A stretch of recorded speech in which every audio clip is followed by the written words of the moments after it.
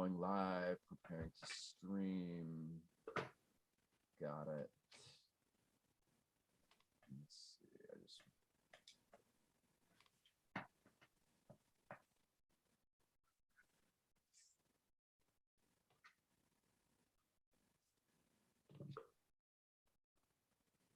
Hello, everybody.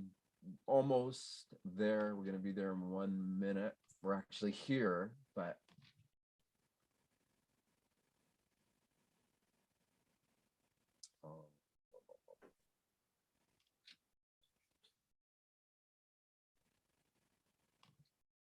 there's always that quirky moment when you start live streaming and you're live, but you're not ready to be live. Well, the way they make this I know. like, it's not like, come on, you think that after the amount of artificial technology inseminated into this stuff, it'd be more user friendly. Yeah, it's like once you hit the live button, there should be no more steps that need to be done, but there's still steps. It's like, exactly. It's like I'm trying to be live now, but I gotta keep clicking things. Wait, oh no, Studio YouTube. Okay, no, that's the wrong one. I'm trying to send you the actual link. Oh, cool. Hey, everybody, just one moment here. We're so close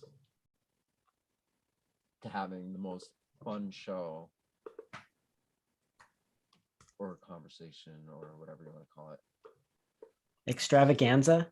Ooh, I like that. We're gonna have an extravaganza.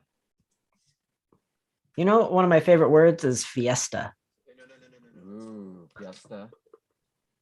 It's nice. It's definitely, there's like an uplifting kind of zing to it. Yeah, it's like it's a party, but I think it can apply to anything. All right, I just sent you the link, Ra. Oh, I got it. So it should be good. Okay.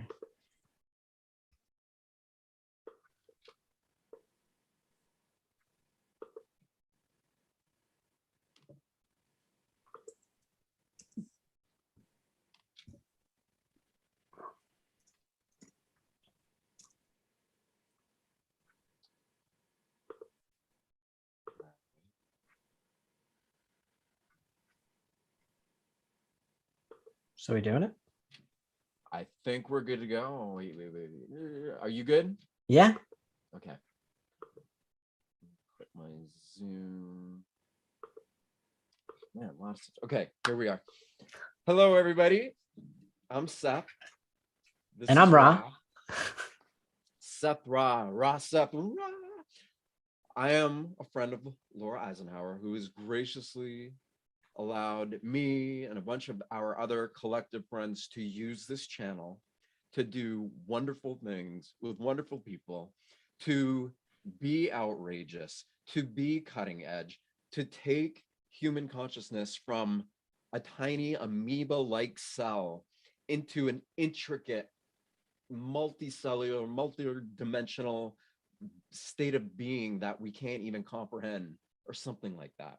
We are here to break through old paradigms and give birth to new ones. So, and I can't think of a better way to end out this old year, if we're going to go by this old calendar, the Gregorian calendar, than to do this with my friend Rob, because he is one of the most magical, uplifting, conscious, like illuminated, aware, well researched, a lot of things. I know I'm propping you up here.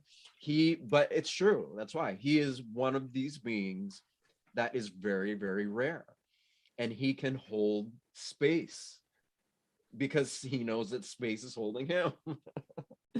So we wanted to have a talk because so much of what you hear, if you go on any of these devices or anything, like you push anything and it's like, oh my God, the sky is falling, holy shit, it's the end of the world, and blah, blah, blah, blah. No, we are here to present a totally different way of being, and people are going to feel it. You know, they say the truth has a certain ring to it. We're going to present a new possibility for your life, for our lives, for life on this planet as these beings that we temporarily are, because someone needs to. And there's some of us are doing it, but more need to do it. And Ra and I are going to do this here tonight and inspire you to do it. So anyway, this is Ra. I'm Woo! Yeah. I'm so excited. 2021 is ending. It's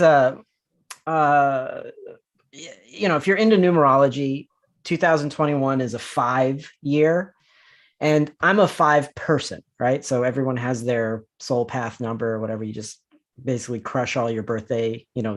My birthday is January 29th, 1982. So it's January, and then 29 is 11, and then 1982 is 11. So it's 1, 1, 1, 1, 1, and then that's 5, right? So that's my numerology. But 2021 is also a 5, right?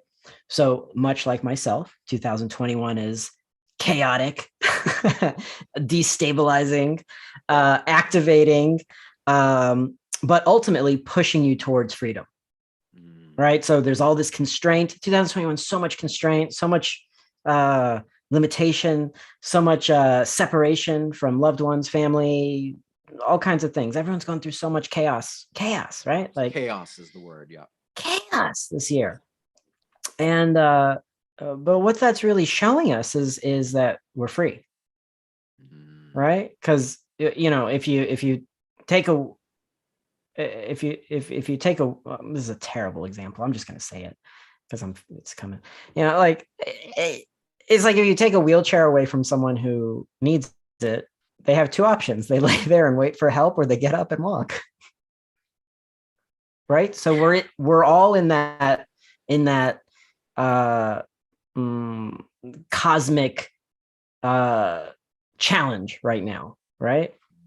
In some way, right? We're all experiencing some kind of limitation or some kind of separation to find some freedom somewhere in life.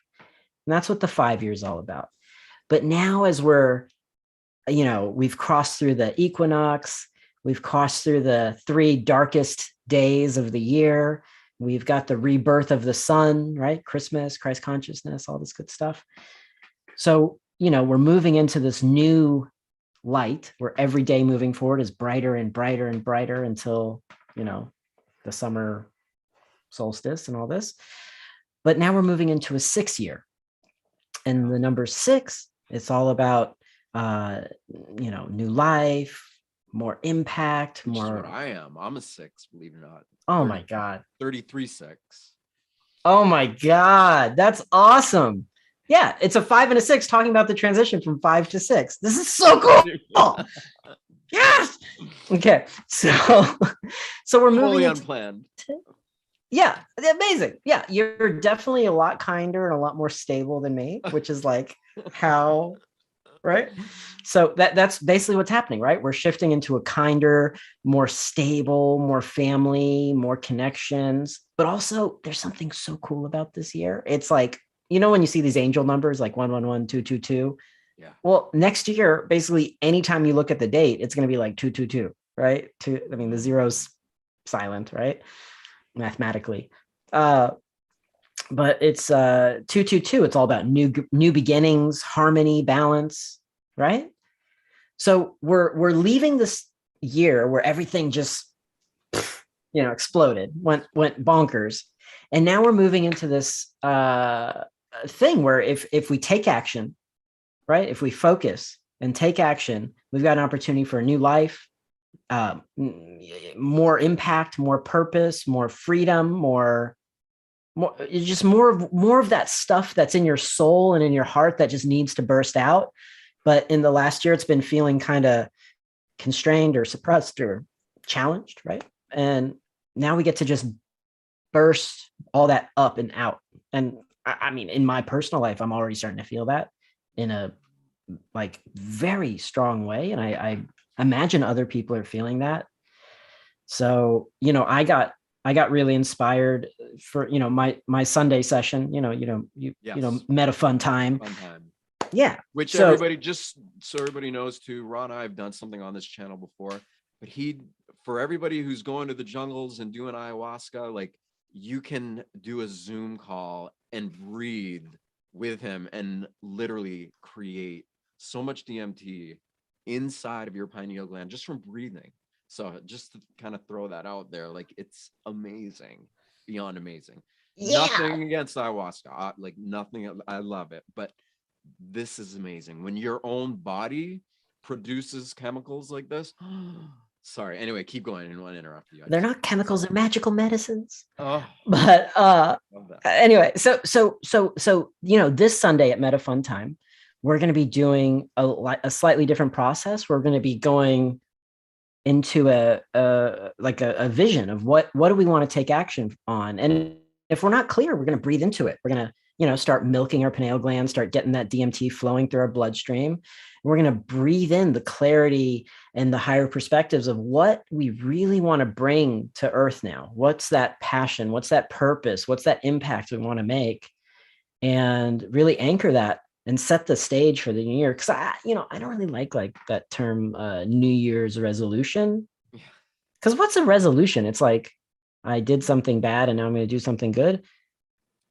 It's all based off old programming, old ways of being, old thoughts, old conditioning. Yeah. So this is less about that.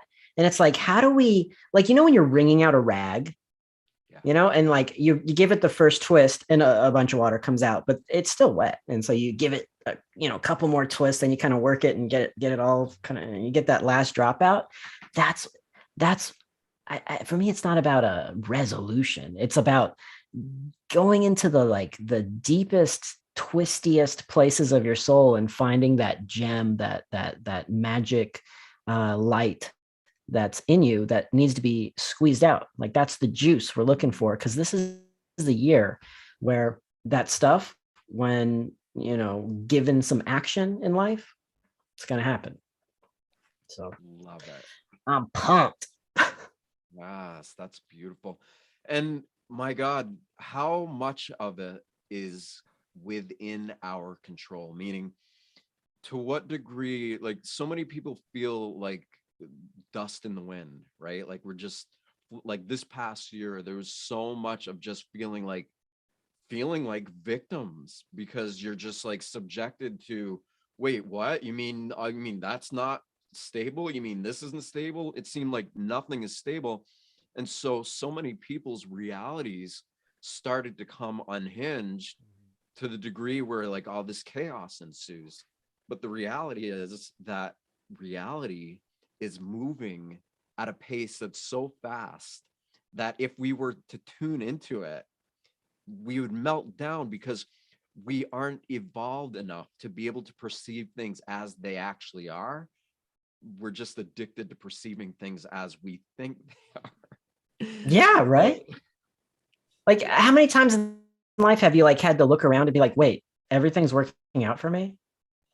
Like when you think everything's falling apart, you're like, oh, I lost this. This relationship ended. This, all these things went away. And then you're like, just give it a week. Right. And then you're just like, or a month or whatever, you give it a little time and you're just like, wait a second. All that stuff that I thought was bad was good. Like there's that old Buddhist story. I don't remember exactly how it goes, but or it's like a Japanese kind of thing. It's like the farmer, like his son gets really hurt, it's like his son breaks his leg, and then his neighbor's like, oh, haha, that sucks. And then the farmer says, well, maybe. And then the next week, the military or whatever comes by and takes everyone's sons to go be in the army, but his son has a broken leg, so he has to say. And then, just more and more and more. And the guy keeps saying, well, maybe. And then some time happens and then the opposite, right? So it's like, you just give it a little time, let it breathe, and it's working out, right? Like my favorite thing is this, the notion of paranoia. Yeah. So there's paranoia, which I think everyone knows what that is. Like, oh no, they're going to get us, right? Or stuff's bad. And then there's pronoia. which is the belief that everything is working out for you. The whole universe is spinning for you in your favor, right? So I try to maintain a pronoia state of mind. Wow, it's actually first time I've ever even heard that. That's amazing. I love it. Yeah. So what would Black Sabbath have called their first album? If it's not Paranoid, it'd be Pronoid. Pronoid. I think you should make a really optimistic metal album, dude. Oh my God. Well, my metal is anyway. I know. That's what I'm saying. Sorry, everybody. We're really trying to be playful here. No, but to come back to that, that is absolutely it. Like what you're saying is so important because nobody living in this like postmodern industrialized society and being socially engineered and conditioned, we've never been taught how beautiful we are and how proactive we can be in the development and vision and creation of our own reality, our own life. And because we don't know that, we don't actively employ the parts of us that are both within this dimension and other dimensions to make the reality in a way that's harmonious with our greatest purpose or our soul mission, why we incarnated. And now it's like got to this point where that has worked for a very small few, but it doesn't work for the whole. And now humanity has an opportunity to actually evolve. Like all of us, the species itself is actually being given an opportunity to evolve. And this is new territory for everybody. And it's kind of like you said too, right before we started this, mention it again too. It's for those who haven't seen it, there's a calendar. It shows like, who knows how accurate it is, but it's a great analogy regardless. It shows like the history of life, right? The dinosaur period.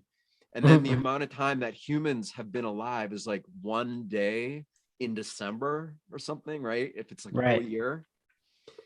When you think about that and you look at the way human beings have lived and the carnage and the damage and all the things that we have unconsciously participated in, most of us are like, we don't want to do that. We want to do something way better than that. And now it's happening. Now we're doing something way better than that. Right? Would you say that? Is that what a 6 year can offer? Absolutely. Hold on, I'm just pulling up. You said to pull up this thing. I just you're gonna pull it up, right? Awesome. I have it. It's super cool. Can I share my screen? You can see this, yeah? Yes, I can. Isn't this cool? Oh my God. Wow, good job. You're on it. Look, in August, sun and planets form. Come on, that's cool. November, that's like the end of the year. First multicellular organisms. Then we get to December, life is doing its thing. Cambrian explosion at the 15th, the emergence of the first vertebrates at the 17th. I mean, it took a whole, it's taken so much, right? Like, there's this Alan Watts talk where Alan Watts talks about how we think that the Big Bang is something that happened and we're just these lonely little people out floating through space. But we're not. We're the Big Bang banging. We are literally the explosion of consciousness and the light of the universe coming online. Like still. Like, look, the 24th, first dinosaurs, then December 31st, right? 10:15 a.m. apes appear. Oh my God. Here we are right at the very end. You can't get any more at the end. Oh, yeah. 1 second before midnight, the voyage of Christopher Columbus, which for us is like over 200 years ago, 300. So essentially what this is showing is that human beings haven't really amounted to, what have we amounted to in this infinitesimal amount of time that we've been here? Not a whole lot. And so many of us know that we're capable of so much more. Yes. I mean, look, we have Legos, we have guitars. I think humans have accomplished a lot of cool stuff, but it's like we just got here. You know what I mean? Like imagine that same calendar, but like at the end of next universal year or whatever, galactic year. And it's like, okay, that first year the universe was coming online, we got multicellular life. Okay, humans showed up. They came up with Ozzy Osbourne, Pronoia, right? Seth came out with the Pronoia album. They got really optimistic. They colonized the entire universe and like made, all kinds of cool stuff happen. Who knows? Maybe maybe that stuff can happen. See, that's beautiful. And what you're talking about is something that not a lot of people, it's something that everybody has, but that most are not familiar with. And that's our ability to envision, right? Right. Like, what do you want? Like, what do you want to focus on? Because what we focus on, we reinforce. If we're working 9 to 5, 5 days a week for somebody else or a big corporation that's destroying, like, we're reinforcing somebody else's vision of whatever it is that they envision. You said something a second ago about like education and how, like the thing is like public education and all this kind of stuff, it got developed because factories needed workers and they needed people to think a certain way and press buttons a certain way. And in our society we have so much of that like undercurrent of unworthiness. Like I do very deep healing work with, like, I've done, it might be thousands of people by now, but I know at least hundreds of people. And unworthiness is something that comes up. Like there's a question that comes up all the time. It's like, okay, what's your deepest, darkest uh thought about yourself? And people say, oh, I'm unlovable, I'm unworthy, um I'm bad. People say these things, but you know you, parents, I'm a parent, you're a parent, how it goes. Your kid pees in the fountain or poop somewhere. Like your kids are like when they're very young, they're almost like house pets. You have to train them in a certain way and get them to do certain things because you're their parent, right? You have to get them to not use curse words or get them to stop lying or don't steal, right? Like there's all these things parents have to do to say, okay, little human, this is how you be an acceptable little human. And a lot of us, we're not perfect parents. Like, so the kid does something and we're like, hey, don't do that. You're bad. Right. And so now this kid, like think about how many times you hear you're bad before you're 5 years old, right? And that's where your subconscious is so open. I mean, you're basically on an ayahuasca trip for the first 5 years of your life. Your subconscious, or sorry, I don't like using the word subconscious. Your unconscious is very open and very programmable. So you hear these things Yeah. and you get it stuck in your head that you're unworthy of love, unworthy of life, right? Unworthy of so many things. So glad you're covering this because anyway, I don't even need to say why, but yeah, this is a huge topic for so many people. Yeah, no, it's really the disease of our culture at the moment, right? Ooh. And it's also the reason psychedelics are exploding, right? Like the market cap on some of these psychedelic companies, that like Yeah. these pharmaceutical companies are bringing psilocybin to market.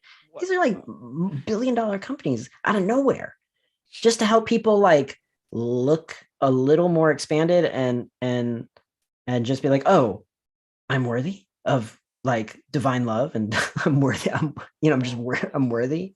I Mhm. I did when I was in New York and doing a lot of this breath work stuff. I found my way into a community where everyone had HIV, right? Mm. So I whenever I find like a pattern, right, I'm like, okay, so what's the thought that's driving this pattern, right? So I found that everyone I worked with who had HIV, their deepest, darkest thought, it was like a step beyond unworthy. It was that they weren't worthy to be alive. Ooh. Like they literally, on an unconscious level, like had a super strong death urge. Ah. So, it just kind of helped me like start to, okay, like, again, in this kind of work, like cancer is a very rigid, tight, like you're holding a feeling so tight, and depending on where it is in your body, right? Like it's heartbreak, you're holding heartbreak really tight. It creates, breast cancer, really a tight feeling of not feeling loved or not, whatever, not that your love not being received can cause heart problems, right? Or Heart attacks. Yeah. Full on. Yeah, it's wild how hurt we can be, and how life-threatening that can be when you could maybe like some breath work and maybe a piñata and you handle most of it. Yeah, just beat it up, get it out. Yeah. You're absolutely right. And that is the beauty. A lot of the freedom that people want is really just freedom from themselves, freedom from the conditioned part of who they think they are, which was never theirs to begin with. Like, right? Like most of who we think we are, if we were brought up in an institutional society, we're taught to be over analytical, to focus on who we think we are, and this is that, and identification with form as it appears with our normal five senses, which is extremely limiting because we have countless untapped senses that are in us, and they could be activated, but they're not. And because they're not, and how would they be activated? They'd be activated by those feelings that we're feeling when we're a little kid. Like you said, when a little kid is growing and developing, they're like, their body is like on DMT. They're producing all of these feel-good chemicals, serotonin, dopamine. Basically all their neurons, there's no pathways yet. It's just everything's on. So look, when you go into an ayahuasca experience, like literally all your pathways dissolve and everything turns on. And it's just like you're literally like a 3-year-old, but you're in an adult body and you have a whole lifetime of things to process. But when you're a little kid, everything's on. That's why you can teach a little kid anything. You can be like, here's a piano, and then they're going to be good at piano. Like, if you just stick them, just, you know what I mean? Like, look at all these, I have like, Chinese friends, their kids play violin and piano, like Mozart, like they're 5 years old and they're performing like Mozart. And it's like, if you just say, this is the only thing you get to do for a minute and just sit there, you can do it as a kid, right? Like new kids pick up new language, new skills, like things that an adult just would have a hard time picking up. And like in that is the beauty, is we have the ability as adults, like part of healing, wouldn't you say, is to live now, to choose to feel awe and wonder and excitement for the fact that we're even here at all, because it's a complete, yeah. I think that's definitely a stage of it. I think the big thing about like healing though is really, like, how do I put this? Like when you're a doctor, you're looking for, okay, this person's bleeding, so I'm going to put stitches in here and the bleeding's going to stop, right? So it's like very problem solution oriented. With healing, where you talk to someone that's just at some kind of place, they're a place in their life where they just can't jump to the next stage in success or abundance or freedom, like just even mental freedom or emotional freedom. There's always like some kind of shadow, right? There's like something about this. There's something about the person that they cannot accept in themselves for whatever reason. And most of the time, it has something to do with something they heard when they were before 5 years old. Like very common, like almost everyone I can easily say this, everyone I've worked with, once you get a couple layers in, right? Because, there's so many layers to healing, but once you get into it, whatever was going on when they were in the womb, like the attitudes and feelings between the mom and the dad, the infant picks up on it, develops a thought, right? Like if the parents were fighting when you're in the womb, you start to think, oh, I'm not wanted. So then now as an adult, you're unworthy of love and none of your relationships work out. Or, God, I mean, think about unwanted children, right? Like children that aren't planned, busted condoms, Yeah. all that kind of stuff. That, not worthy of life, not wanted. It's tragic that in our society these things are not looked at day one. Like I can't, like with my daughters, I felt really lucky that I at least had I wasn't where I'm at now when I had my kids, but gosh, if I knew what I knew now, I'd just like,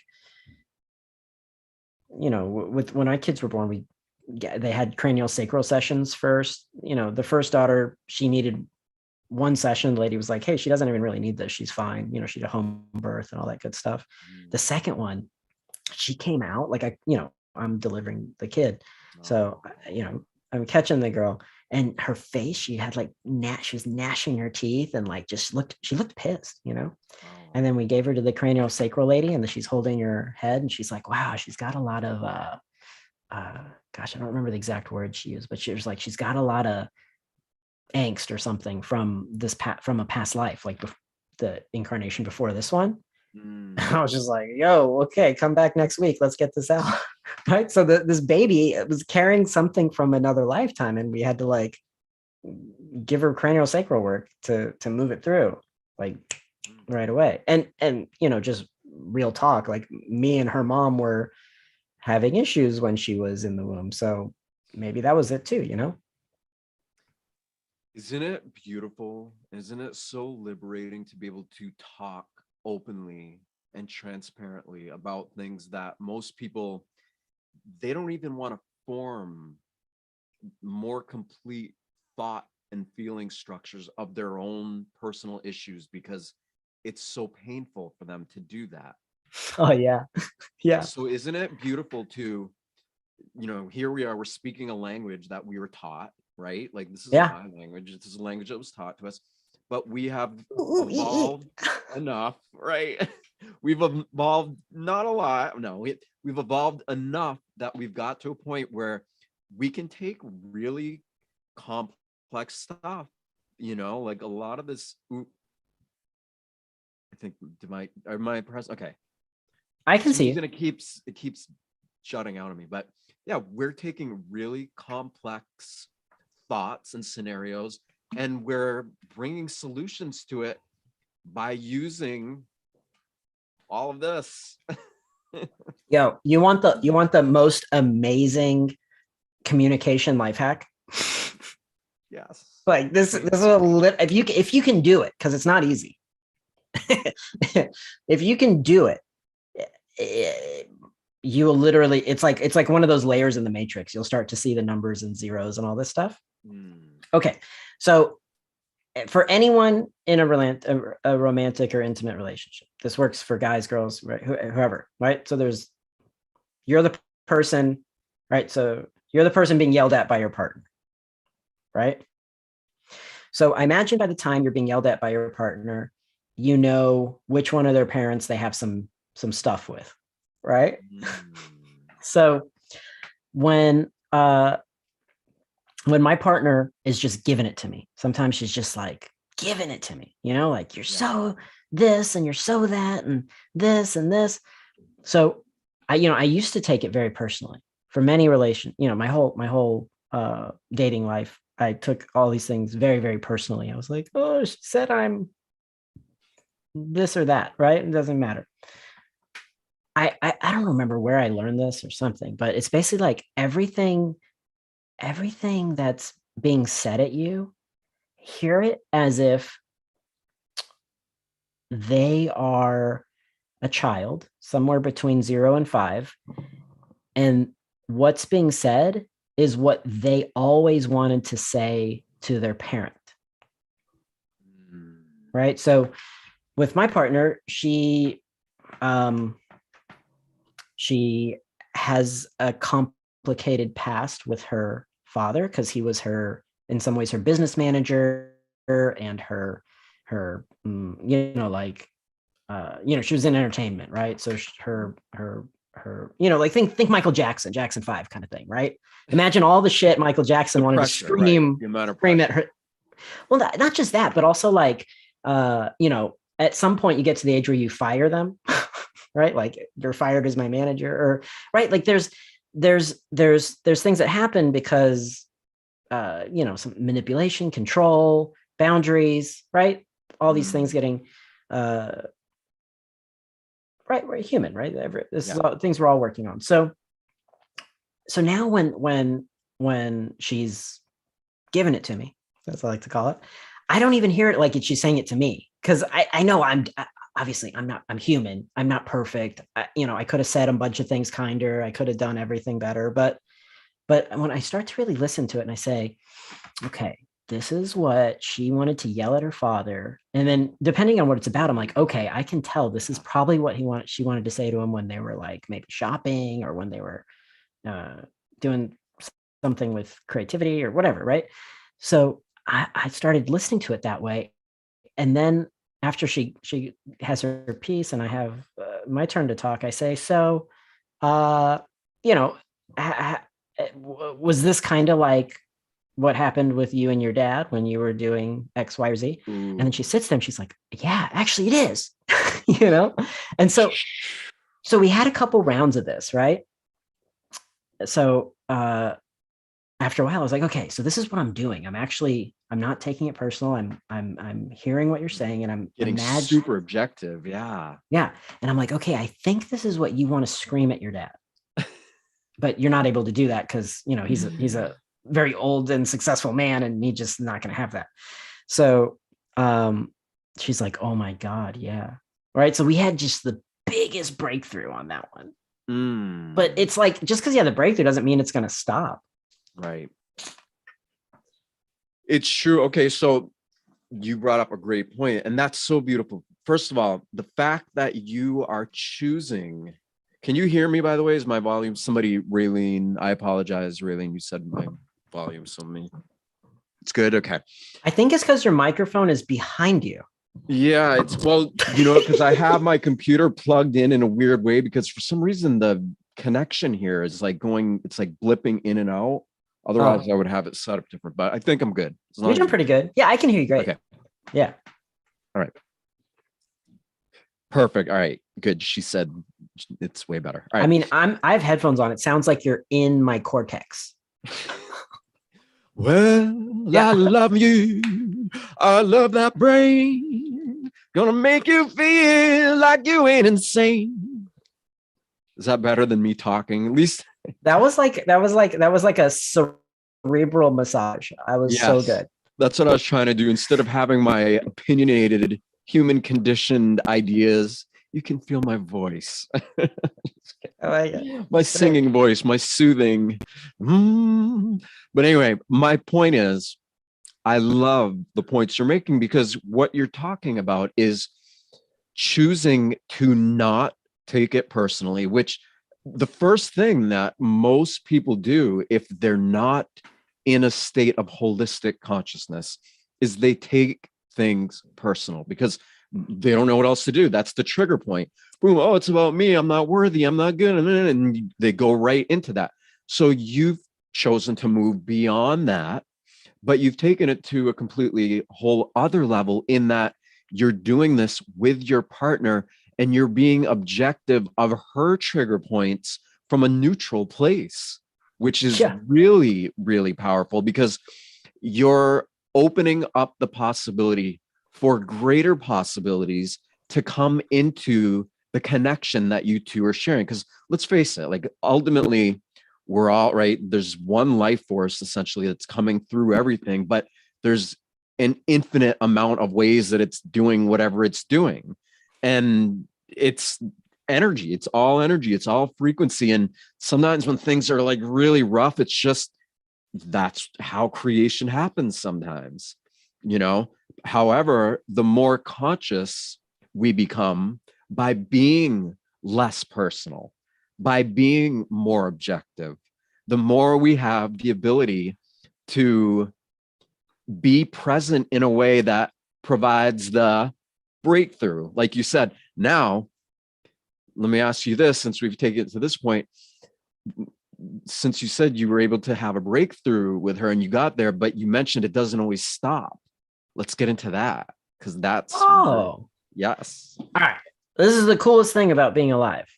So I mean, I had the incredible joy and pleasure of dying and coming back to life 6 years ago, and Yes. you go out of your body, and you have all the time in the world to contemplate, ponder, go through life review, go through. I mean, I went through every strand of my DNA. I went through every decision of my life. I mean, you have so much time. You almost have more time than you did in your entire life together. You have all this time to just go through all of it. Oh my God. And then you have all this time to go do other stuff, like explore the universe and go explore, like it's just a really vast, open canvas of everything. And, it gets boring. And you're just like, I really need to get back into life. I really need to get back, right. And then you got to remember how to turn the body back on. And well, in my case, I had to turn the body back. But I think the normal thing is I got to choose a parent and incarnate and all this stuff. Right. So, the thing about life is like this never-ending onion. Right. So there's layer, right? You peel off you peel off the skin, and then there's like, okay, it's a white onion. Then you peel off that first outer layer. Cool. And there's another layer. But the thing never really changes size. You just keep peeling this onion. So like, the first time I ever did ayahuasca, I had such an epiphany, such a breakthrough, such a transformation, ego death, all this stuff. My first experience was like one to write home about, right? It was like, okay, I got the full thing. And for 4 years, I was convinced I never, ever would do it again, because I felt like I achieved, I got. Right. You thought you'd hit that point. Well, I thought I was, I thought I was like an enlightened Buddha being. And it happens. That's what happens. Oh yeah. You think you know something. Yeah. Yeah. I thought my seeking was over. Right. I thought the seeking has ended. The being has begun. And the joke was, for the 4 years after that, every day I was doing so much seeking. I was like I know all this stuff because I spent years just reading and going to ashrams and, doing all this stuff. Yeah. And then I got to the point where I realized the only reason I wasn't doing it again was because I was scared. I was scared because it's really scary. Right, it's intense. It's crazy intense. Yeah. It's personally, I think if you're going to do something that transformative and you're not scared, you're not really conscious of what you're getting yourself into. Like I imagine a caterpillar as its entire flesh is liquefying into like literally liquid, and then reforming into a butterfly. I think a caterpillar would only do that once. I don't think caterpillars would be like, all right, next weekend, let's do that again. So after 4 years of just, deep inner work, and I hit this realization that the only reason I hadn't done it again was because of fear. I said, I have to do it again, because I have to face it. I have to face it. And the second time I did it, oh my God, I was in this church environment. It was like heavenly. They had this whole like angelic, oh my God, it was like angels were talking. I mean, I have paintings of this, like of what happened at this thing. Yeah. So after that experience, I was like, well, this is great. I'm moving to the Amazon and living with the medicine tribe and doing this every night. So then I did that for a while.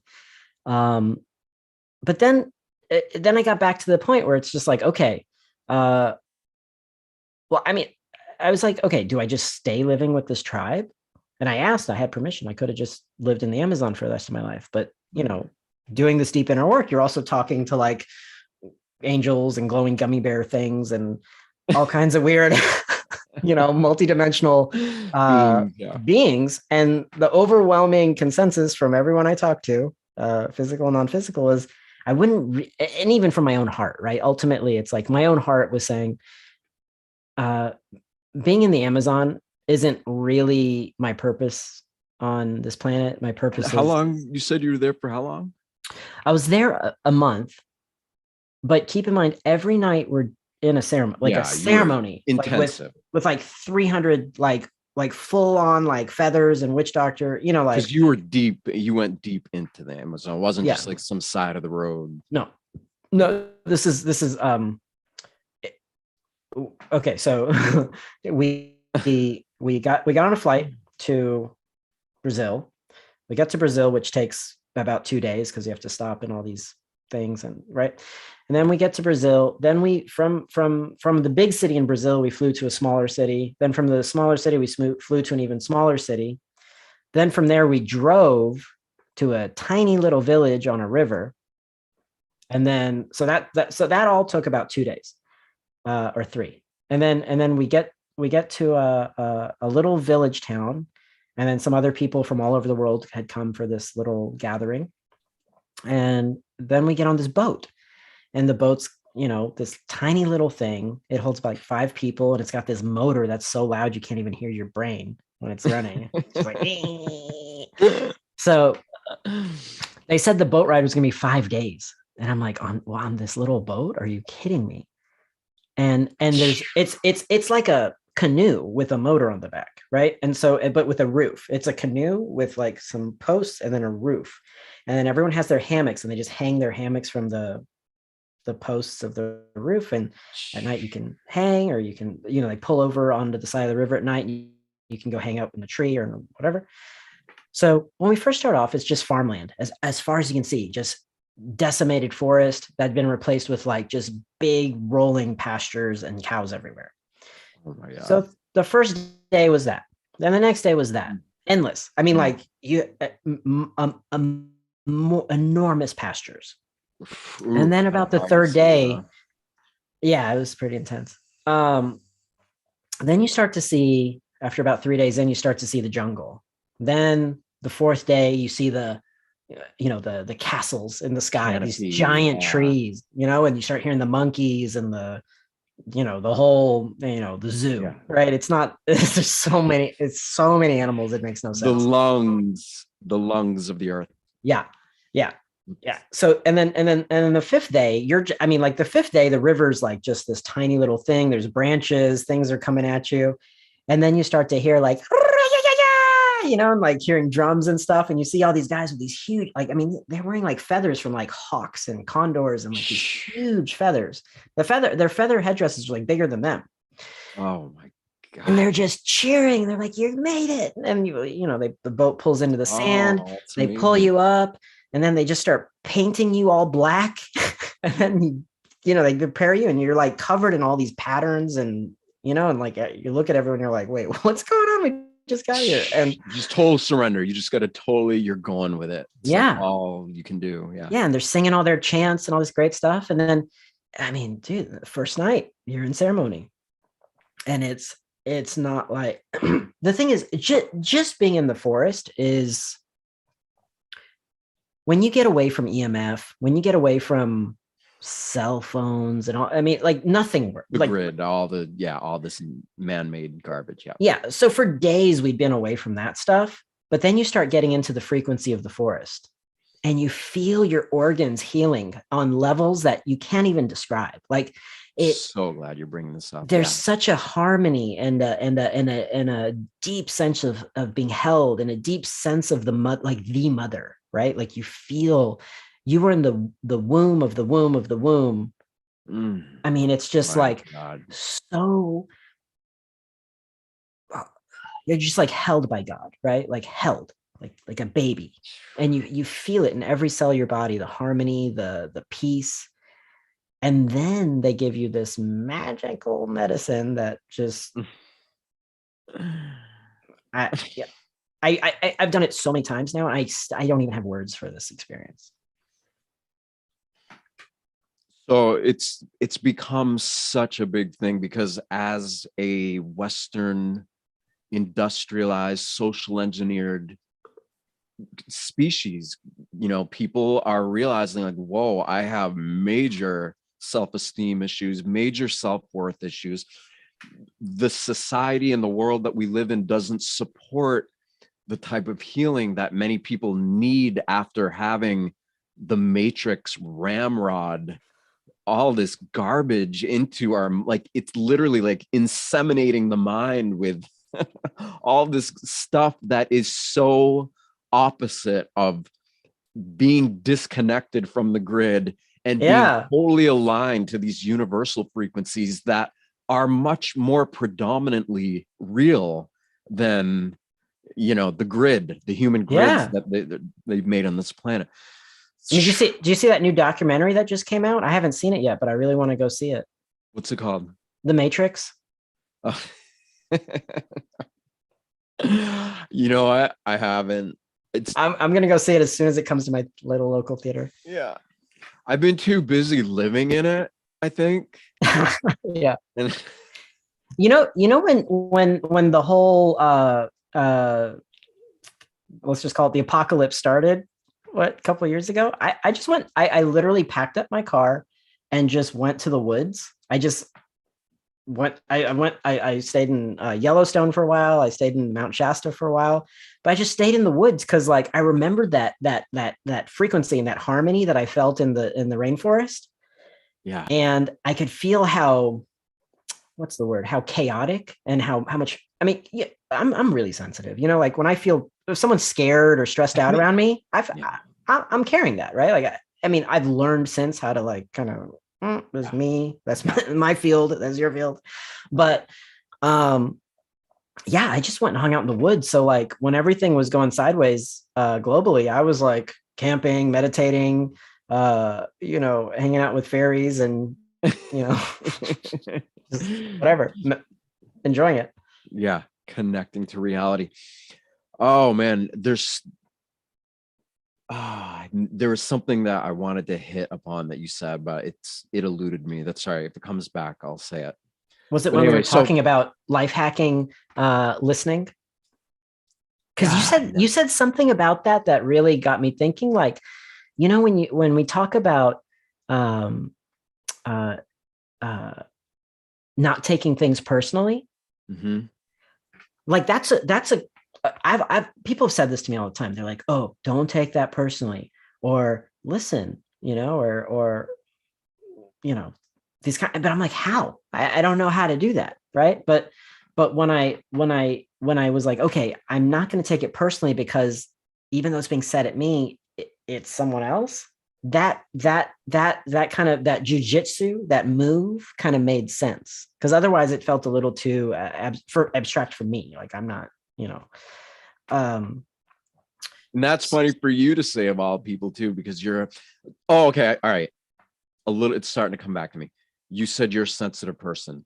I want to touch upon this whole topic because the reality is probably everybody is a sensitive person. However, most people, due to all this social engineering and conditioning, we have become desensitized to the degree that it's like you said, you're going up the river on that boat and that motor's just like that's going on everywhere in the world that we live in, that we're working to build for some globalists that we don't even know.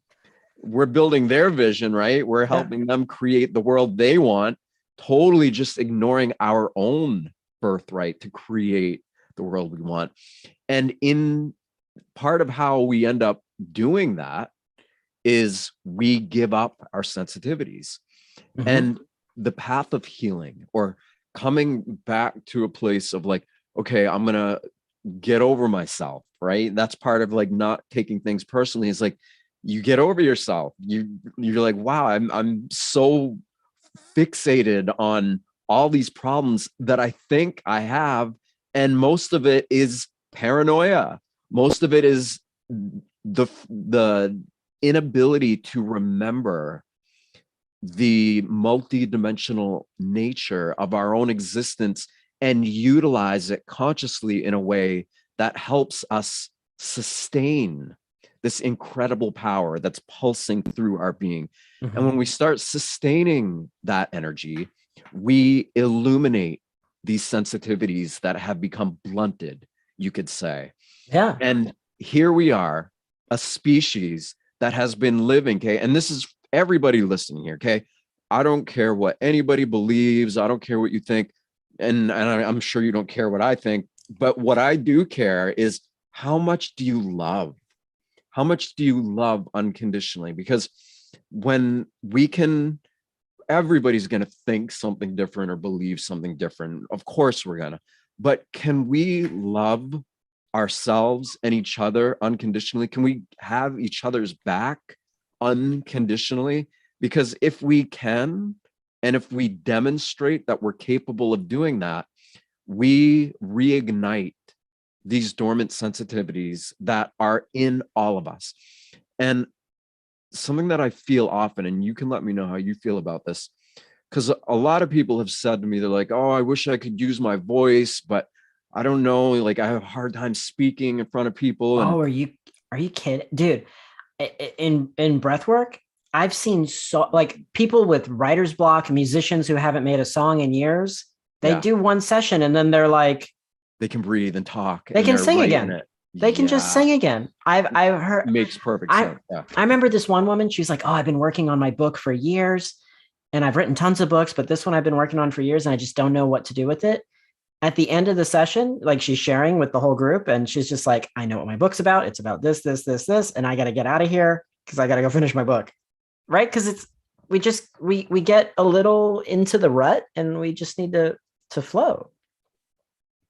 Thank you. Yes, and that's it. And part of the flow is like what we're talking about here.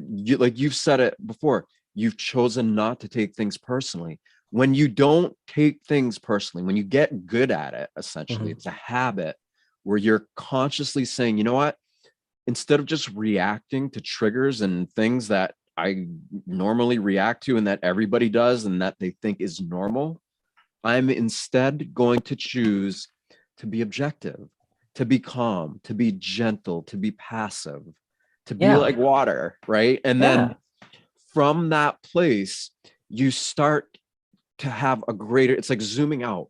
You start to have a greater perspective of the possibility that was always there, but that you couldn't see because you're so wrapped up like a sore tooth.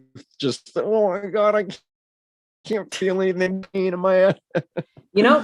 So sorry, no, it's sorry. I'm just trying to be funny and entertaining. Okay.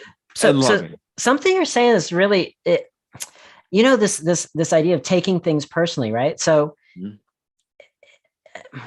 know how they say like your ego, like kill your ego, or in medicine circles they talk about ego death, and all these things. So I've experienced many ego deaths. And it's happening, which can be defined in so many different ways too, right? Because there's so many layers and levels of what could be referred to as ego death. I'm just talking about it from a psychedelic experience, right? So there's that moment where you start to dissolve and you stop being an individual and you start merging with the wall and the tree that's outside, and like you start becoming like you start realizing you're part of the field that's all around you, and you're aware of the part of you that's sharing molecules and consciousness with with the paint on the wall and I think a lot of people who've done psychedelics at a certain nice enough dose have experienced this. So the thing after enough of these experiences, I started to see the ego less as like a bad thing that needs to get killed or any of this stuff, because I've clocked hundreds, maybe thousands of hours of time where I'm just in a field of geometry and all that stuff. But it's like after a certain point, you kind of need that reflex, that aspect of consciousness that's going to say, okay, I'm Rahul. This is the boundary of my body. you know, even though I can feel the tree right here, I am not the tree. I'm me. And like, even though I'm hugging someone and like kind of like melting like cosmically into them, they're still them and I'm me. Right. So I would see the ego as like now I see the ego as a great thing. Like I'm so proud that I have an ego. Sometimes people are like, oh, you have a big ego. I'm like, well, thanks, you know, because like Yeah. Yeah, because you like obviously like you can have a healthy ego.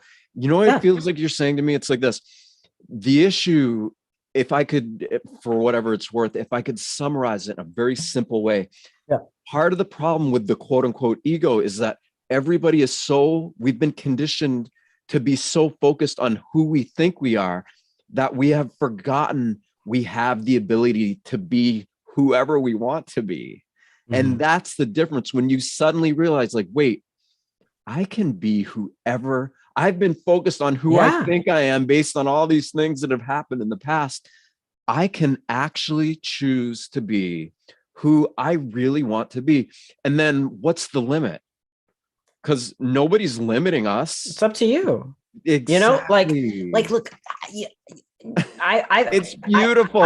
And that's the healthy ego. That's the like, if we're going around each other and we're interacting with others in society, it's like, I don't look at like, you know, like in the corporate workplace and everything, everyone's like competing with each other. Like, oh, you know, I want that position. No, like, I want you to have everything you could ever want and more from a place of healthy, holistic wellness, because that's what I want. Well, it's also like, look, if you want to be a bodybuilder, instead of looking at where you're at, like you can be totally out of shape, but if you just go spend an hour in the gym every day, and if you're really fancy schmancy, you go spend an hour in the gym, go have breakfast, and go spend another hour in the gym, then go start your day. That, I mean, if you really want to get it, but well, you need steroids to do that much. No, don't say that. Don't say that. Well, no, but like I have a little gym by my house, and I'm just joking. You know, when I spend time there, I get in shape, and when I don't spend time there, I get out of shape. You know, when I was younger, I was very out of shape because I watched a lot of TV and ate a lot of fast food, right? But one day I gotta say, I'm sorry to interrupt. I gotta interrupt and say it's so funny because the first time I met you, I have this imprint in my mind. Like we were talking because you're Indian, right? You're from India. Yeah. Is that what mostly you are? You're 100%. My 23andMe like chart is hilarious. It's just so you're 100% Indian, right? You could say, but you're like, I grew up in Texas, dude. You're like, I grew up eating barbecue ribs or something like that, and I remember I was like, I was in tears. I was laughing. I was like, it's so perfect. Yeah, I was born in LA and grew up in Texas. I grew up eating barbecue. Something about the barbecue is what did it. That Texas barbecue. When I was having a healthy meal, I was eating barbecue. Let's put it that way. Back in the day. Barbecue wasn't on my unhealthy list. Barbecue was like my, okay, we're doing good today. God. You know what I mean? Like I would go, I remember I had my first internship, I would go, my boss was on a diet, right? And so we'd go to the barbecue restaurant and he would get just tons of meat with no barbecue sauce on it because the barbecue sauce had sugar, but the meat was diet stuff, like his diet food. So I'm like, all right, I'll have a brisket, whatever.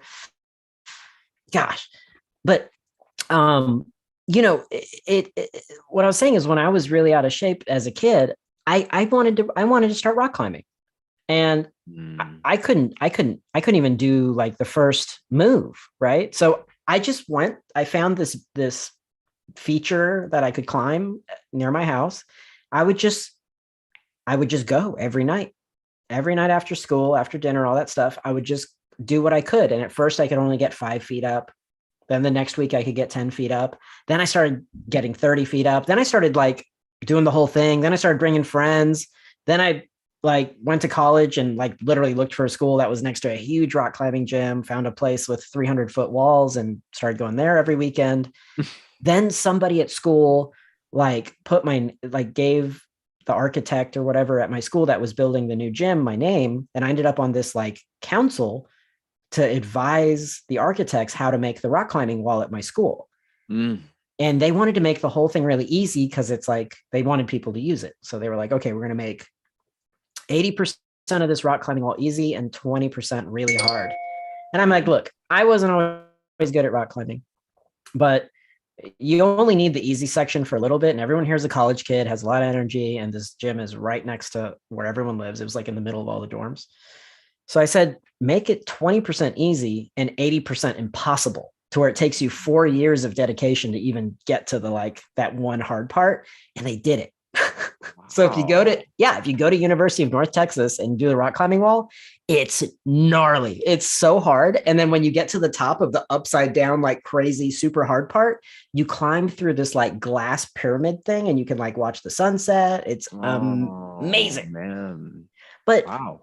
what I'm trying to say is like a few years before that moment in my life where I'm like literally working with architects to develop the coolest rock climbing wall I've ever seen. I couldn't even get my body 5 feet up a wall, but you just got to do it. So this 2022 year is that year it's a year where what you put action towards, like if your goal this year is to get swole, to be the Rock, to be, to be a bodybuilder. I want to turn it to the Rock. I want to turn it to Aquaman, Jason Momoa, right? Yeah, just go swimming every day and you'll do it. Like this is a year where you can do that. Whatever you want to do, you just got to give it the action, right?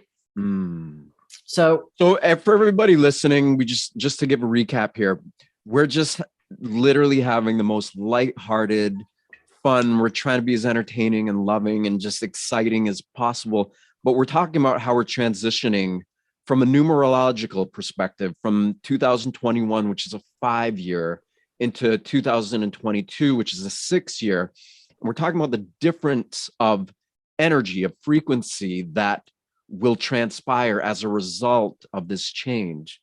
And this talk has been amazing. I feel so good. We've hit so many good points. But anyway, keep going. I just want to update everybody. That's what we're at for those who are just like tuning in now and wondering what the heck these two guys are talking about. So you can see a bunch of like stuff going on, right? Like YouTube. Yes, I see a whole bunch of comments. That's cool. What are some comments? Do we have any questions or comments? See. If anybody wants to ask any questions to Ra or I at all, please do. Good points. But anyway, keep going. I just want to Whoa, that was you. Okay. I opened it and then let me see. Someone said scissor me timbers. Does that mean cut a tree down? I don't understand. The biggest challenge in life is removing toxic people from your life. Then everything else becomes so much easier. Love yourself and refuse to be part of negative people. Absolutely.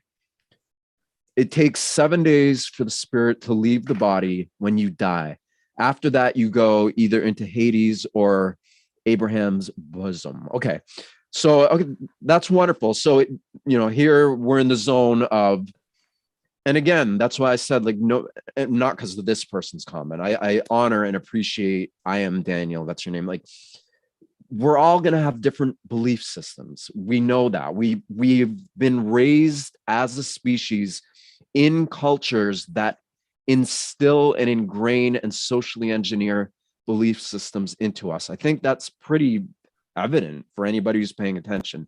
Now, that's great. And if we can respect one another's beliefs, that's amazing.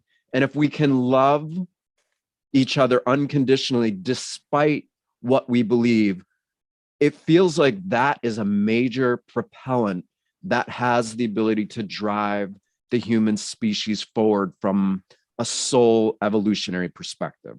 So I think what he's saying, it sounds like you're talking, a lot of like the stuff you're talking about is more of probably psychedelic induced near-death experience, not actual, like I was in a car accident when I was 14 years old. And that was more of like a clinical near-death experience. But I can say I've had massive I've done heroic doses of psychedelics and had natural near-death experiences. I've had both. And while the mechanism that creates the NDE might be different, and getting there at a certain point, it becomes almost the same. And the deeper you go into it, it becomes even more the same. So that's not anything that I would, and again, that's subjective. That's just me explaining my experience for whatever that's worth, which could be worth nothing. I've had a lot of people in breathwork sessions, like literally, like you look at them, they're completely blue, like blue, and they are not breathing, and they're not moving, and they have something that looks like rigor mortis. Like literally, they're like, you know, I've had this happen a handful of times. Only in live events, never on Zoom, but and then when I catch up with them later, they're like, yeah, I was like dead. You know? And that's just from breath work. Right. Like no external medicine. For everybody listening, like I want to go a little bit deeper into what he's talking. So he leads breath work. It's similar to holotropic breathing, and most people don't know what this is. I've been looking at stuff my whole life, and I didn't even know about this until you told me about it, which was like less than a year ago or something. And when I tried it, I couldn't even believe it. I'm not even gonna get into like the amount of drugs I've done, and I don't care. Judge me all you want. You can hate it or leave it, but I've overcome the most severe drug addictions there are. And I've also done a tremendous amount of psychedelics, both from a God, I'm coming to visit you perspective, and oh my God, I have so much pain, I don't know what to do. I'm going to eat a massive amount of psychedelics and hope I have some near-death experience and it cleanses me. And I've also done it from a more therapeutic perspective with plant medicines and psilocybin and things of that nature. And what Ra does with people, okay, is you're laying down and you're just breathing pretty vigorously, not super vigorously, but pretty vigorously, but consistently. And within 5 to 10 minutes, your pineal gland or something just starts popping out metabolites of DMT and who knows what other chemicals are being popped out. But you start to literally feel like you smoked toad. Okay, we used to do this thing 5-MeO DMT where I've done it a bunch. You take the gland, you take the glands of the toad, and I don't do it anymore, but it's this, what breathing, okay, what you're doing, not taking anything at all, creates almost the same feeling, except for what you're doing, it's way better because you're not taking anything, you're not depending on anything external. Well, you're in the captain's chair. That. You're piloting the experience, and yes, you know, you get to accelerate, you can decelerate, you can manage. So I like this question that Louis Pagan Ponce is asking. He's saying, what exactly is death, right? So it's a great topic because when people come to my sessions, I make everyone sign a death waiver, right? Yeah, because you do. He does. Well, the breathing that we go into is like over an hour long, and we're patterning the same breath pattern that babies do at birth, right? The first breath of life. And then it's also the same way if you're having like a conscious death experience, like, you're old, you've already received from your angels and guides that it's time to die, you said goodbye to your loved ones, and you just start and you just let the body go, release the soul, and you let the soul just go. So what exactly is death? And as you've had an NDE, I have what I consider like a death. I don't consider what I went through a near-death experience. I consider it just I was dead for a while. And the people that were attending to my I call it my flesh unit. The people that were attending to my flesh unit just said it was cold. It was cold meat, like just cold meat. Wow. Yeah, he Your was like, body went cold. Yeah. And it does. You feel, I mean, you're right. I mean, there's well, no way to say it. You I feel like you're dying. It's yeah, that intense. I asked the kind of the guy who was wearing the scrub pants at the the event. I said, what was going on with my body? He's like, you were cold meat on the floor. And I'm like, what do you mean? He's like, go to the grocery store. You see what I'm talking You were about? like a piece of metal that lost its magnetism. So yeah. So there's this I think in our culture where I don't know why, right? This must be some kind of system of control, like an old one, but Yes. we're told to be afraid of death in a Yes. variety of ways, right? And we're even disenfranchised from the death process. Like when somebody dies, what do? You call, I don't even know what you do. What, like if I don't know what you do, but I know you don't like embalm the person and bury them yourself. You call services and Depends on whatever. where you are too. Yeah, but even just 100 years ago or more, right? It was the family's responsibility to handle the dead person. I mean, I'm Indian, so when people die in India, they're cremated because there's this notion that if the body's buried, there's still a soul tether to the body until it totally decomposes, which takes forever, right? Like maybe Do you years. think that's a superstition, or do you think that No, it's I actual think validity? I think that's a thing. Also, when you're doing ancestor work, you don't want to have pictures of the ancestor. You don't even want to use their name anymore. Mhm. Like, for example, like I'm, yeah, I'm sad about this, but at some Yeah. point, my parents are going to die. So I'm thinking, okay, when they die, they no longer have their earth name. I give them a new name, and I make offerings to them in my prayers with a different name, so that I'm not calling them back here. So they're free to go. I had a lot of experience with my grandmothers, my dad's uh, grandmother. She was a big part of my psychedelic adventure for the last couple of years, and my mom's mother, who died when my mother was 13, she was a big part of my healing adventure too. And I developed relationships with them.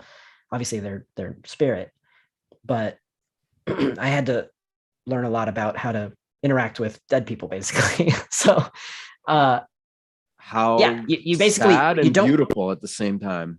well, you don't want to refer to them as their name, and you don't want to keep pictures around because that keeps them here. They need to go. A lot of the problems happen when they're stuck here somehow, and different cultures have different, like what I'm saying is completely sacrilegious in certain cultures and completely on Yeah. point with other cultures. So take, do your thing. Right. But Take what resonates, leave the rest. This right, isn't, we're not here to promote any dogma right, or right. catma. Yeah. Or gerbil ma. Just do your thing. I just do what feels right for me. But this thing about death and birth, right? So everyone here is scared of death, but as someone who had to come back consciously into life, coming back into life is much scarier, because I had a moment where I got to choose. Thank you. Yes. I got to choose. Okay, do I reboot into an infant body, or do I reboot? Do I literally reheat my cold flesh unit and re-enter it? And I think coming online as a baby in a new family, in a new time, in a new world, in a new society, think about all the layers of education, language, all the things you have to learn to be here, I think is terrifying. I think birth is incredibly it's a big pill to swallow. Yeah. I think death is amazing. Like when you die, like in breath work, I'm always talking about let go. Like people are like, I was just working with someone, he went through a 10-year breakup, and it's just like, okay, let go. Like, just how are you going to let that go? Right. I mean, I went through my divorce. Oh my God. That was, I fainted and broke my nose on the floor and bled out. Right. Cause I couldn't let go of, my relation. I couldn't, I love this woman, and she, whatever. Yeah. So letting go is such a release, and to let go of your body, to let go of your family, to let go of your money, your possessions, your body, your incarnated state. Huh, what a chill moment. Like, come on. So Well, and think of the courage that takes. It takes a tremendous amount of courage. It takes a tremendous amount of will, of strength, and the opposite of that, of release, the willingness to be able to just trust in the unknown. yeah. So this guy, Louis Pagan Ponce, he's coming through with some good questions. So he says, interesting. In the Christian culture, the Bible teaches that if one dies in Christ, they receive a new name. So in the Buddhist tradition of death, and even Vedic, the Indian Hindu kind of way of looking at it, it's like if you die upset, or like think about like if you die in combat and you're like punching and punching, and then the guy finally stabs you and you're like, fuck you, and you die. Yeah. you go straight to like that place in the afterlife where you have to process all that anger and all that stuff, right? Because you didn't really let it go. It's just you're not in your body anymore, so you got to go to that hell place to work out whatever put you in that situation. But like my plan for death, I've already thought about this because I know what I want to do when I die. Right. So I've got my mantra, right? Om Namah Shivaya, right? It's very simple. Om Namaha Shivaya, right? It means like the Om is like the frequency of home, right? Om, home, right? So Om Namaha, that's a bow. Shivaya, right? Shivaya in Judaism, they have Shim, which is the word for soul, right? And then in India, they have Shiva, which is the highest, Adi Shiva. It's the highest, the one, right? The Uno God, right? Like, because there's always the Trinity, right? But then there's beyond the Trinity is the Uno. In the Law of One books, they talk about the one infinite creator, right? So, gosh, when I'm old, I'm just going to be chanting Om Namah Shivaya the whole time and just waiting to remerge with the oneness of the ultimate, supreme, highest, divine Lord. I'm not fucking around with any other shit. All right, I'm going to take a stab at this because there's every single being alive essentially has their own perception of death, right? So I'll go now. Thank you for sharing that, Ra. That's amazing. It's beautiful. It's powerful, and it's sad. It's everything. And that is death. Here's how I look at it. Sad, the way you just said it, sounds like glad. I'm so glad. I'm so glad. I'm glad. I'm glad. I'm glad. All right. Okay, back to earth here. I realized young that this language that I was speaking has conditioned into me the belief that there is life and death. And I'm like, wait, is there really life or death? Or are these words that I've been taught to believe in that have made it so that I'm focusing on what I think they mean according to what I was taught that they mean? And I was like, this is a weird conundrum, because the reality is I hear all these people around me who are afraid of dying, but at the same time, I'm watching them and they look like they're afraid to live. So there's an even bigger thing, is people are afraid to live and they're afraid to die. And I was like, okay, wait a minute. I said, okay, God, divine, Jesus, Buddha, Allah, whatever your name is, how could I ever say it through this infinitesimal form of a human being? Whatever you are, I know that at some point, this is going to come face to face with what that is. Therefore, how could this be separate from that here now? And so I'm going to consciously and intentionally build a bridge between what I am conscious of and what I am unconscious of. And if my hypothesis, if my theory is correct, and this is a personal choice, if it's correct, I should see or witness or feel or know that some kind of bridge or structure or something is being built that is supporting me becoming conscious of what I'm unconscious of. And surely over the time that I've been doing this, I've had enough happen to validate within myself that indeed, by choosing to illuminate these dark shadow places that I would at first want to avoid, but I've been like, oh, really? Pain, it hurts. Like, okay, let's bring it on. Moving through that, there's a release. And there isn't a separation from it. It's all identification with form based upon conditioning Language. Yeah. and language and conditioning and what we think things mean. And none of those things are actual in juxtaposition to the feeling of these dormant perceptual centers that can be activated in and around us when we are really committed, when we're committed to the divine. It's almost like in the beginning, obviously, like, we are the divine is us, but in the beginning it's kind of like a relationship.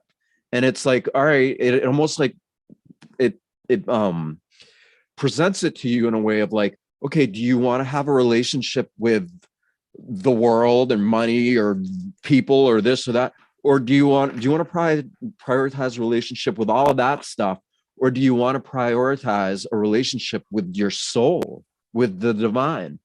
And I remember making a very clear choice very early that I'm going to make a choice to develop a relationship with the divine if it kills me, no matter what.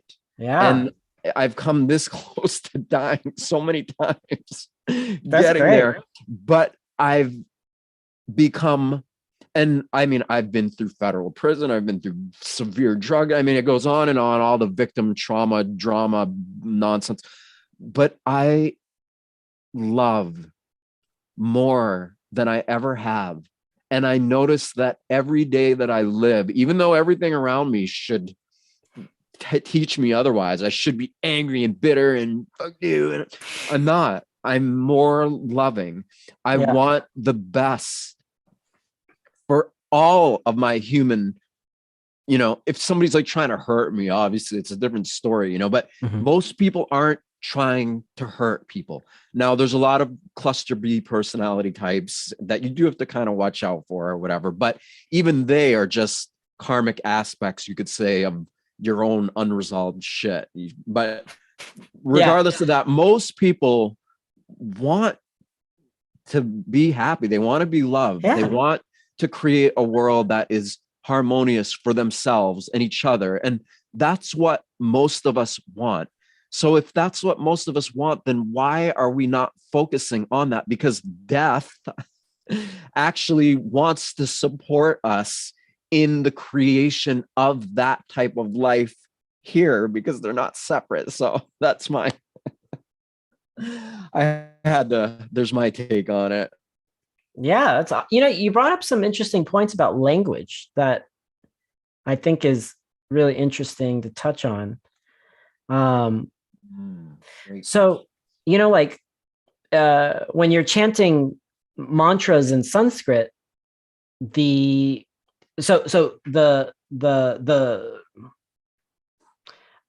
dad is studying how to read and write Sanskrit, right? Which I think is super cool. It's a nice thing to do when you're retired. But what an undertaking, my God. Yeah. So I'm just asking questions like, what? Okay, so there's this dead language called Sanskrit, but it's not dead. It's actually spoken by millions of people and written and all this kind of stuff. So the thing about this, are you familiar with light language? I am, and like speaking in tongues and things like this.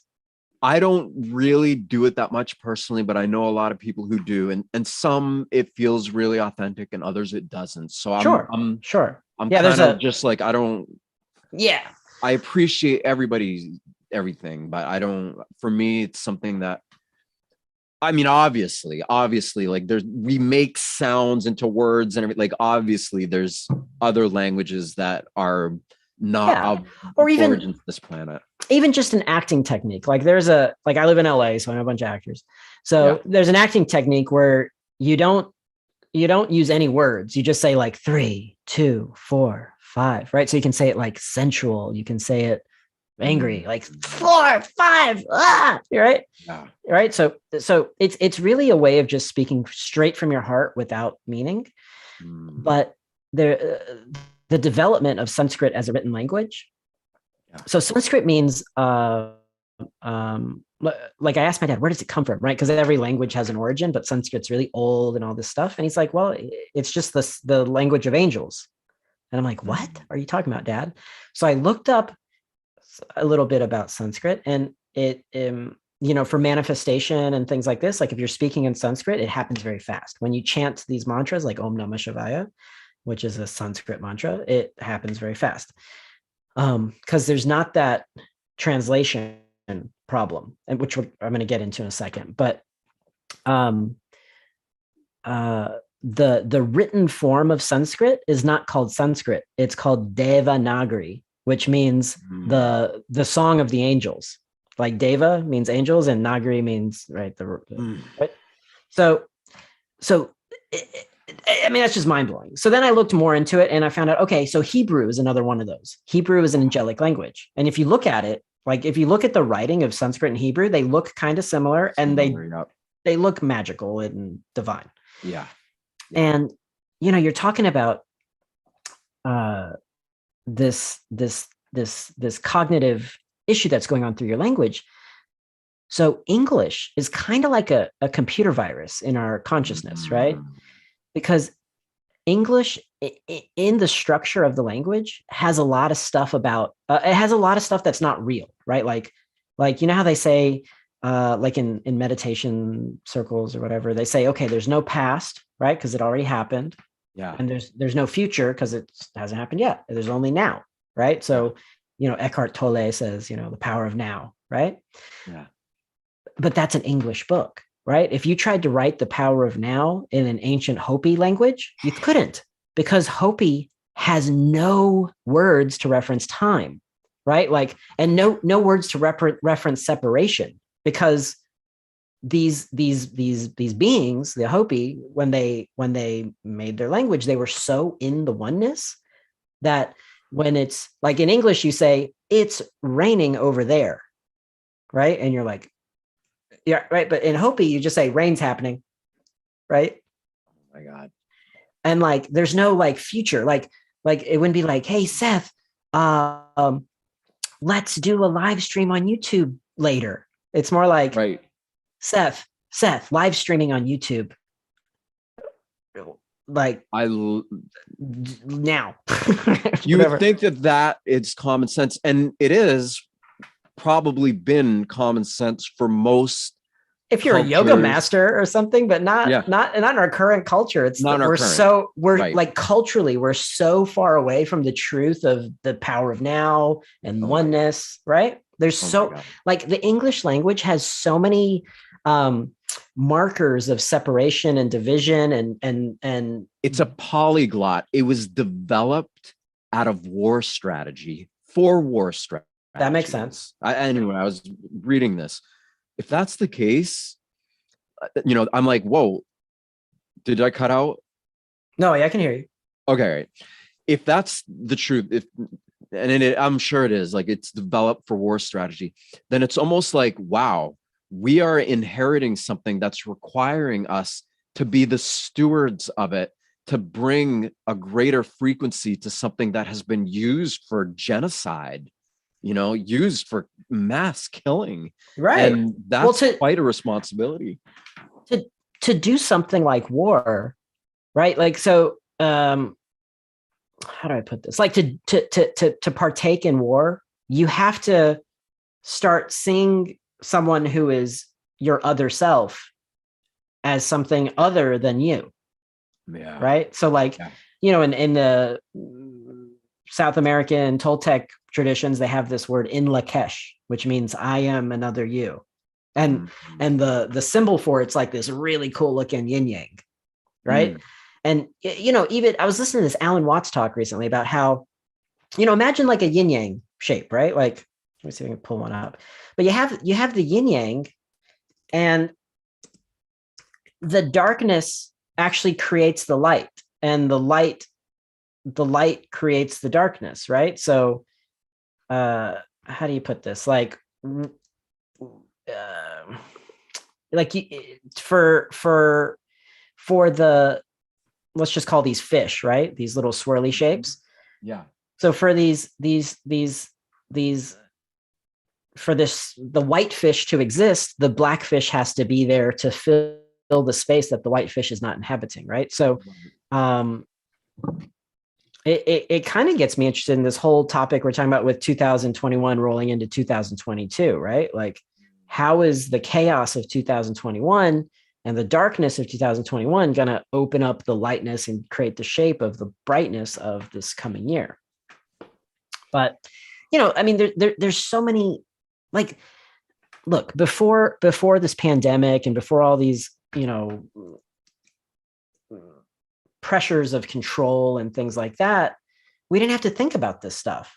But now that we've had 2 years of thinking about this stuff, what are we going to do with it? Right? Like, how are we going to create a new world? How are we going to create a new life? How are we going to, manifest on a higher level and a higher frequency?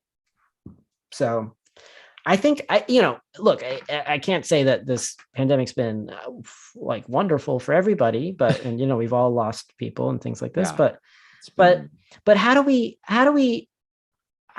make the most of it? How do we allow this darkness to shape some real good brightness, right? Like, because now's the time. Like, we're being supported by the universe, right? To swim into a new brighter actions, right? Like, how do we take action in a way that's getting us out of the darkness? I think we're like, it's, as archaic as it seems, it's kind of like, this is why we're having this conversation, is because this is how we're doing it. It seems like it seems like, really, that's it, having conversations about all this stuff. But yeah, but I mean, that's the energy of this. Like, 222 is what's the word? Relationship. It's relating. It's communion. It's right, because 111, it's like reboot, start over, right? Like 222 is, that's when, right? Like, for a relationship, you have to have what? At least two people, right? Yeah. So this whole thing is about communication, balance, harmony, and I think the coolest thing is, find someone in your family, like find like a loved one who voted different from you, is on a different page with vaccines and face masks and whatever else you want to argue about. Yeah. Well, just find someone that's on a different page from you that you love, right? Like, I have a big family. I love so many great people. And, no one in my family votes the same as me, thinks the same as me, has the same opinion of psychedelics as me, all these kinds of things, right? So I've always been trying to, like, you're the tie-dyed sheep, big time. Yeah. So now more of us are starting to feel that way. More of us are starting to feel like the outcast in some way. So it's a time to come back together, I think. I mean, I hope. Yes. It's a time to come back together. Like you said, I love where you're going with it. If you find somebody who has a different thought or belief, but you have a heart connection to, this is really, as far as we can tell, this is what's going to be the determining factor. If humans are really deserving of living, of being here, of continuing. We deserve to live. We all deserve.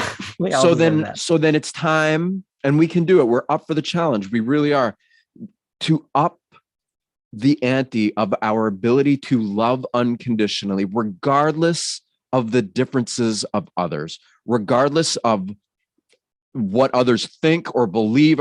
We've got to rise above the conditions of our own conditionings and others' conditioning.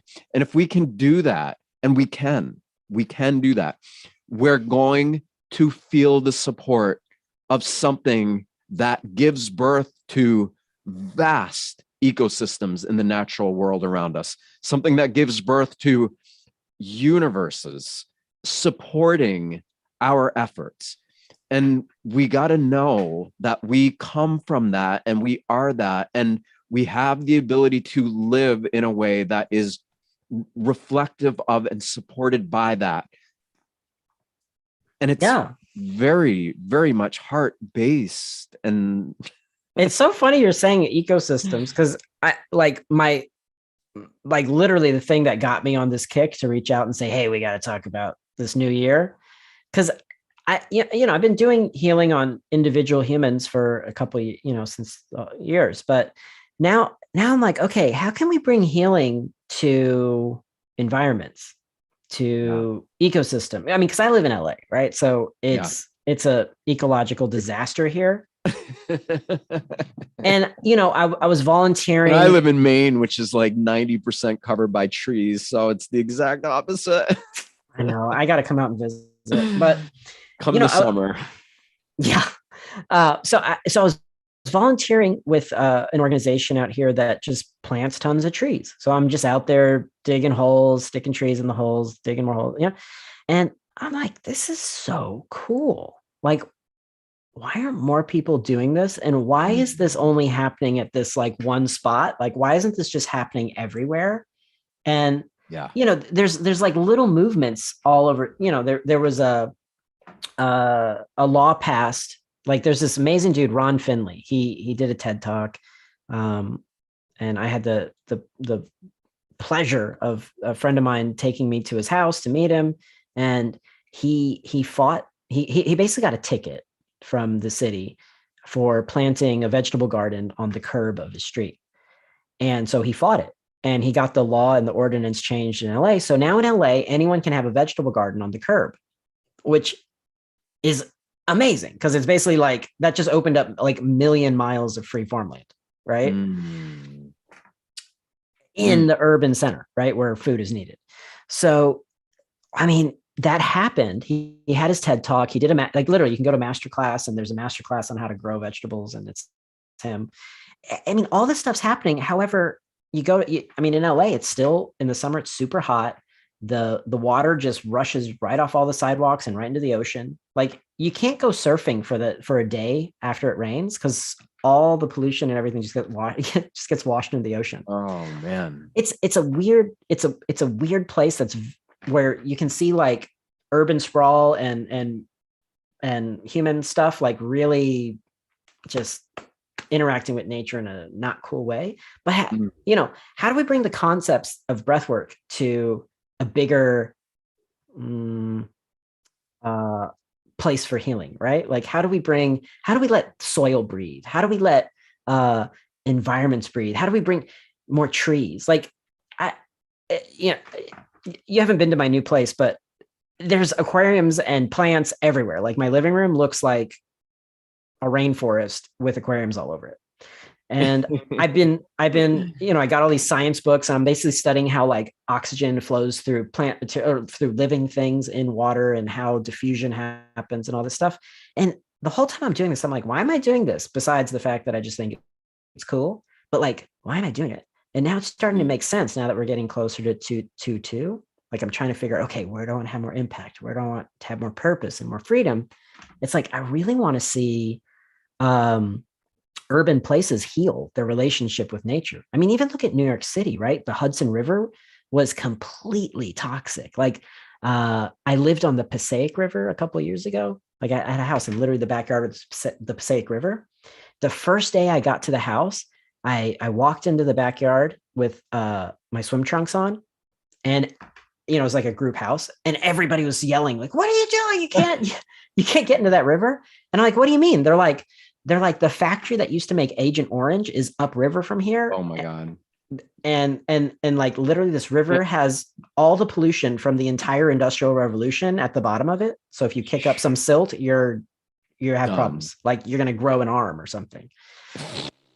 So I'm just thinking like, how do we come on, like, look, we're humans. We've been here for just a fraction of a second of, in a geological cosmic sense. But, I've spent so much time in outer space and hallucination land. I like, for this whole year, I've been on a timeout from that. I'm like, okay, I'm on a timeout from seeking because there's so much going on here on Earth, and there's so much humaning that I need to do, and that I think we all need to do, that I just want to be human right now. I just want to be, right? So I'm trying to shift out of a human seeking to a human being, right? Because I'm also trying to shift out of being a human doing. I'm just trying to be a human being. But when I go to the hike by my house, I go out there, I go hike around, I look at nature, I breathe, I look around, and I'm like, huh, something's out of whack here. And I got hands and I got legs and I got a voice. I want to use these things to bring a little balance to stuff. And that's just what I'm into. But I think all of us have something in our world that we have noticed that we want to do something with, and maybe we feel a little disempowered, or maybe wearing a mask all day makes you feel like you can't say stuff. But now's the time, what is that thing? We're doing it. It's happening. Actually, we're going to close up here in a little bit, but because I have to wake up early tomorrow, and I'm going to have breakfast with Dr. Christian Northrup. I don't know if you know who she is, but amazing. She used to be a celebrity doctor, like was on Oprah a whole bunch of times. Like just, she was Reader's Digest, like most celebrated, respected, trusted person in America at one point. And now she's part of the disinformation dozen. They're calling her a domestic terrorist because she's the sweetest, most loving, amazing person. I mean, she's my neighbor, not my direct neighbor, but she lives next to me. And her family is so beautiful. And we've created a community here. A year ago, okay, we did the most radical thing we could do, which was get people together in a room and without masks, just hugging each other and like being like, hi, how are you? Like strangers, everybody. That was the most radical thing we could do. Now there is almost 4,000 people, I think, in our organization. And we are so focused on creating new systems, and everybody's excited. And we all are like, we know each other. We know each other. We remember each other. We love each other. And everybody sees things a little bit differently, but ultimately we want the same thing. We have right-wing fundamentalist Christians. We have barefoot dancing in the sand hippies, and everybody is like, you know what? We love each other. That's the best. That's the best. And it's happening. Like it's totally happening. So yeah, we got to unify. We got to unify. Like you've seen Bug's Life, the grasshoppers don't want. Yeah. Yep. The grasshoppers don't want the ants to know that they outnumber them 100-1. And, if the ants just knew, and then, I don't know, just watch the Bug's Life. It's basically a story of what needs to happen now. Mm-hmm. Okay. Yeah, it's beautiful, dude. Bring her to Meta Fun Time on Sunday. I've mentioned it to her before. I know sometime we probably will, for sure. Yeah, dude. Well, all right. So in closing, Ra, tell everybody where they can find you. Metafuntime.com. metafuntime.com. And I'm on Zoom every Sunday at 9 a.m. Pacific, noon Eastern time. And you basically just come to Meta Fun Time. You get it. You pick which day you want to come hang out. And we do a Zoom call, and it's about 2 hours long. And there's anywhere from 10 to 20 people usually. And we go super deep, and we breathe. Super deep in the most beautiful way. Yeah. I mean, it brings up a lot though. Definitely come prepared to let go of stuff in your life that is no longer serving you. Like if you're going through a breakup, if you're going through any kind of life transition, or you're just bummed out about the state of the world, whatever, just come, but like really go into your heart, go into your prayers, and just say, look, I really want to let some stuff go. And maybe write down some things you want to let go, and maybe write down some things you want to call in. I always encourage people to say, what are 3 things you want to let go of? And in their place, what are 3 things you want to call in?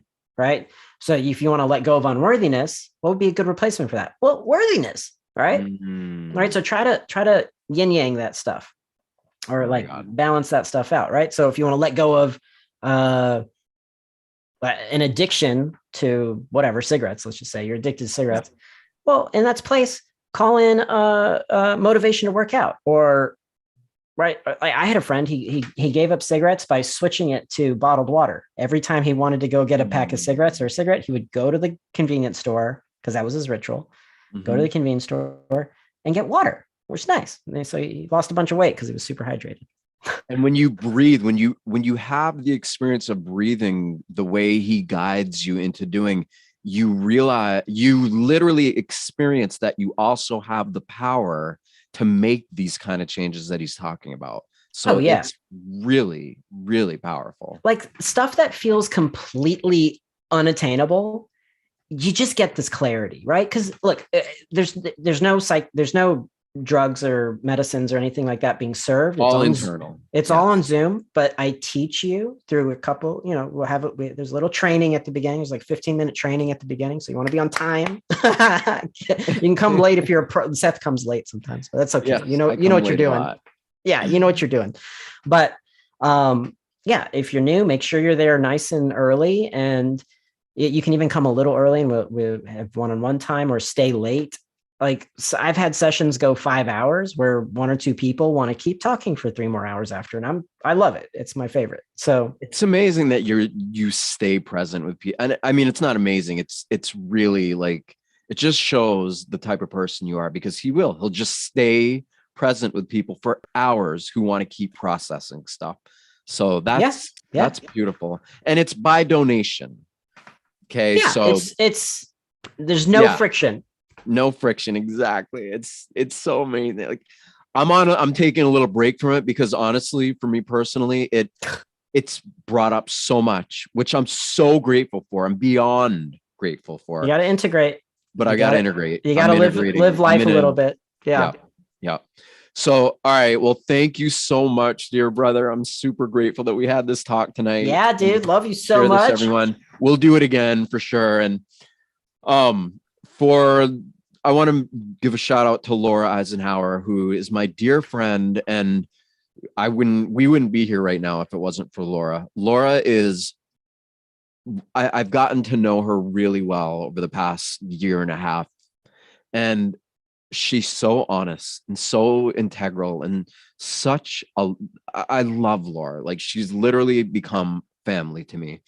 And I will ask everybody listening to send her energy and love and support and all that, because she could use it. We all could, but she could use it right now. And she deserves it. She's just a freaking awesome human being.